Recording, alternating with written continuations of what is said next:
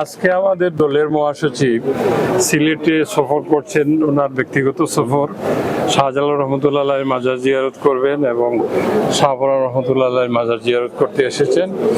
এবং যেহেতু দলের মহাসচিব এসেছেন আমাদের দলের ভারপ্রাপ্ত চেয়ারম্যান স্বদেশে প্রত্যাবর্তনের পরে, তো বিভিন্ন সভা সমাবেশে মহাসচিব সিলেটে আসেন, সিলেটবাসীর উদ্দেশ্যে অতীতে বহু বক্তব্য রেখেছেন। আজকে শুধুমাত্রই ব্যক্তিগত সফরটুকু ওনার, এবং পরবর্তীতে আমরা সংবাদকর্মী যারা সিলেটে আছেন তাদের সাথে আমরা বসবো।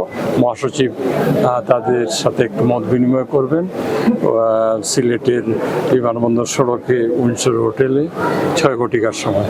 সেখানে আমি সকল সংবাদপত্র বা ইলেকট্রনিক্স মিডিয়া বা অনলাইন মিডিয়া সকলকে উপস্থিত থাকার জন্য অনুরোধ জানাই।